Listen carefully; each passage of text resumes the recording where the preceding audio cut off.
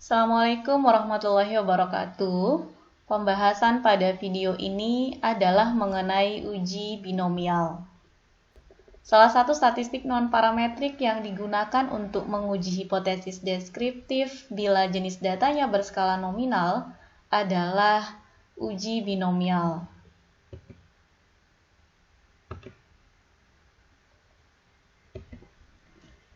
Uji binomial ini digunakan untuk menguji hipotesis deskriptif dengan tujuan untuk menguji perbedaan proporsi bila dalam satu populasi dianggap hanya terdiri atas dua kelompok kelas atau dua kategori. Populasi yang dimaksud ini contohnya adalah populasi yang dianggap hanya memiliki dua kelompok kelas, misalnya laki-laki dan perempuan, kemudian sukses dan gagal, menikah dan tidak menikah, dan lain sebagainya. Dalam uji binomial ini, karena kita beranggapan bahwa populasi hanya terdiri dari dua kategori, maka untuk hasil dari tiap pengamatan hanya terdiri dari dua macam, yakni kalau dia tidak termasuk pada kategori yang pertama, maka ia masuk pada kategori yang kedua, dan tidak mungkin keduanya terjadi secara bersamaan. Sehingga untuk suatu populasi, jika kita sudah mengetahui proporsi kasus dalam satu kategori, misalnya tadi untuk populasi contohnya yang dikategorikan dengan laki-laki dan perempuan, kita sudah mengetahui bahwa proporsi kasus yang satu, misalnya laki-laki adalah P, maka proporsi yang untuk kategori lainnya, yakni kalau di contoh ini berarti perempuan, proporsinya adalah 1 min P. Adapun rumus dari uji binomial, seperti yang terlihat pada layar. Rumus ini digunakan untuk sampel kecil, yaitu untuk sampel kurang dari sama dengan 25. P di sini berarti proporsi kasus yang diharapkan dalam satu kategori, sementara 1 min P atau yang di sini ditulis dengan Q itu adalah proporsi kasus dalam kategori lainnya. N adalah jumlah sampel dan X adalah jumlah frekuensi terkecil di antara kedua kategori. Untuk langkah-langkah uji binomial, yang pertama, menentukan jenis pengujian, apakah menggunakan uji dua pihak atau uji satu pihak. Uji dua pihak ini juga sering disebut dengan uji dua arah atau uji dua sisi. Dan uji satu pihak juga sering disebut dengan uji satu arah atau uji satu sisi. Kemudian yang kedua, merumuskan hipotesis, baik hipotesis 0 atau H0 dan hipotesis alternatifnya atau HA. Di berbagai sumber referensi, hipotesis alternatif juga dituliskan sebagai H1. Langkah yang ketiga yakni menentukan tingkat signifikansi. Yang keempat, menghitung nilai PX. PX di sini merupakan nilai statistik uji binomial atau merupakan koefisien binomialnya, dapat diperoleh dengan melakukan perhitungan manual menggunakan rumus yang sebelumnya sudah ditampilkan atau juga dapat dilihat berdasarkan tabel binomial. Langkah yang kelima adalah menentukan kriteria pengujian dan yang terakhir membuat kesimpulan. Pada langkah pertama yakni menentukan jenis pengujian, di tahap ini penguji menentukan apakah akan menggunakan uji dua pihak atau uji satu pihak. Bagaimana ketentuannya? Nah, uji satu pihak digunakan apabila telah memiliki perkiraan proporsi kategori mana yang lebih kecil atau sebaliknya. Jika belum memiliki perkiraan, maka kita dapat menggunakan uji dua pihak. Langkah yang kedua, merumuskan hipotesis. Pada tahap ini, hipotesis yang dirumuskan bergantung pada jenis pengujian yang sudah diputuskan pada langkah sebelumnya. Jika menggunakan uji dua pihak, maka bentuk hipotesisnya adalah seperti ini.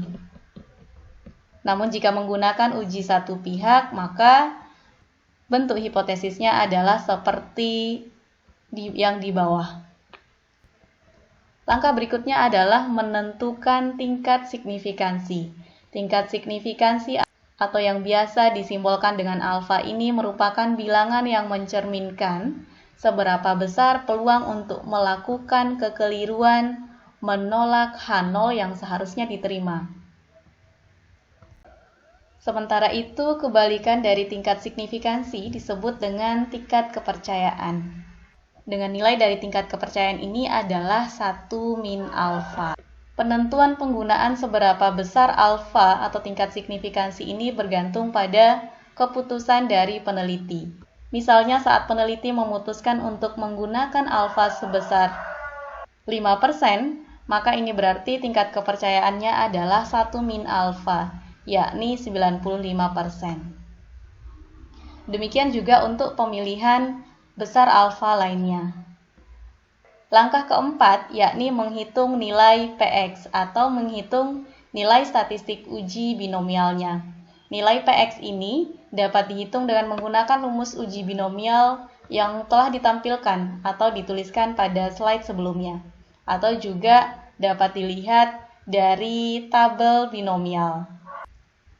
Langkah berikutnya yakni menentukan kriteria pengujian. Kriteria pengujian bergantung pada jenis pengujian yang sudah ditentukan pada langkah pertama tadi. Untuk uji dua pihak, maka kriteria pengujiannya adalah seperti ini. Kita menolak H0 dengan syarat seperti yang tertulis pada slide. Demikian juga untuk uji satu pihaknya. Agar lebih mudah, kita lihat contoh berikut.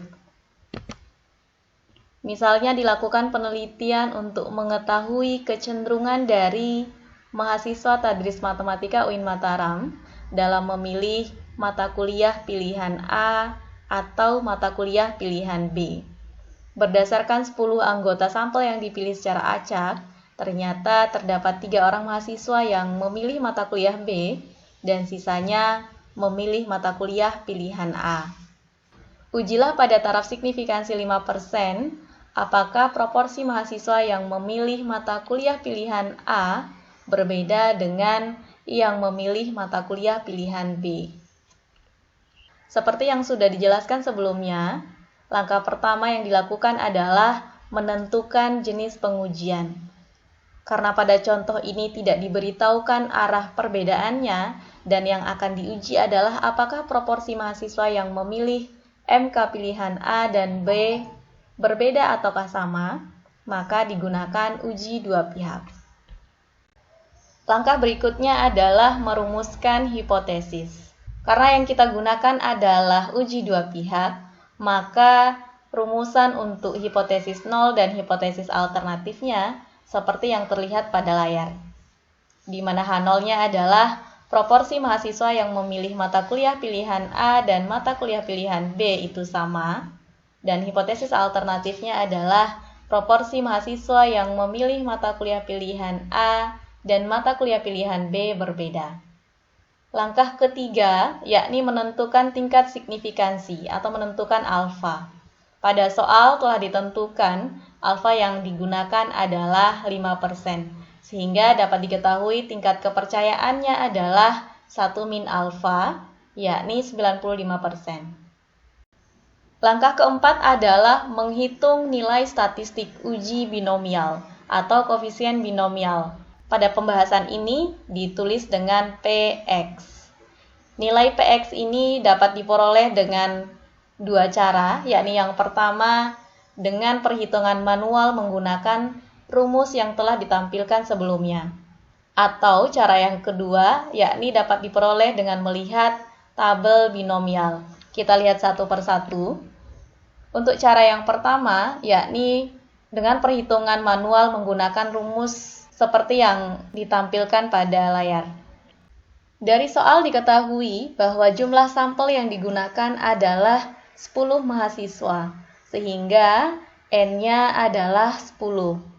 Kemudian untuk mahasiswa yang memilih mata kuliah pilihan A diketahui ada sebanyak 3 orang, dan yang memilih mata kuliah B ada 7 orang. Sehingga untuk X-nya adalah diambil dari nilai terkecil antara 3 dan 7. Dan X-nya menjadi atau X-nya sama dengan 3. Sementara untuk P dan Q, karena kita menguji apakah proporsi dari mahasiswa yang memilih mata kuliah A atau mata kuliah B sama ataukah berbeda, maka untuk proporsinya sama, yakni 0,5 atau setengah. Sehingga setelah dilakukan perhitungan, diperoleh nilai PX-nya adalah 0,172. Untuk perhitungan manual secara detail, nanti akan ditampilkan pada akhir video. Kemudian cara berikutnya untuk memperoleh nilai PX adalah dengan melihat tabel binomial. Karena pada contoh ini diketahui bahwa P-nya adalah 0,5, maka yang digunakan adalah tabel seperti yang ditampilkan pada layar. Untuk mencari nilai PX dari tabel ini, yakni dengan memperhatikan nilai N itu adalah jumlah sampel, dan nilai X. Nilai X-nya adalah tadi diambil dari nilai terkecil antara 3 dan 7. Nilai N-nya dapat dilihat pada bagian ini, sementara nilai X-nya dapat dilihat pada bagian yang ini. Sehingga untuk contoh kasus ini, dengan N 10 dan X-nya 3, diperoleh hasil yang sama dengan perhitungan atau dengan cara sebelumnya, yakni 0,172. Perlu diketahui bahwa tabel yang ditampilkan ini berada dalam rentang nilai 0, sehingga PX yang kita peroleh adalah 0,172. Langkah berikutnya adalah menentukan kriteria pengujian. Karena kita menggunakan uji dua pihak, maka kriteria pengujiannya adalah tolak H0 jika nilai 2 kali PX kurang dari sama dengan alfa. Kita tahu bahwa alfa yang kita gunakan adalah 0,05 dan PX yang diperoleh pada langkah sebelumnya adalah 0,172. Nilai dari 2 PX, yakni 0,344, lebih dari alfa 0,05, sehingga H0 gagal ditolak, yang berarti H0-nya diterima.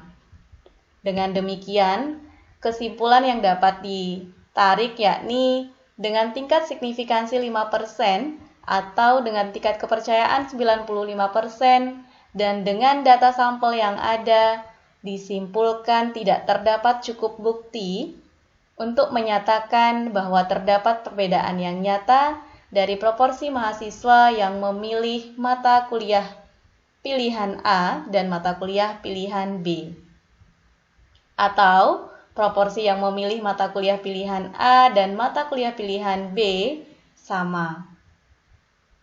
Demikian langkah-langkah dalam melakukan uji binomial.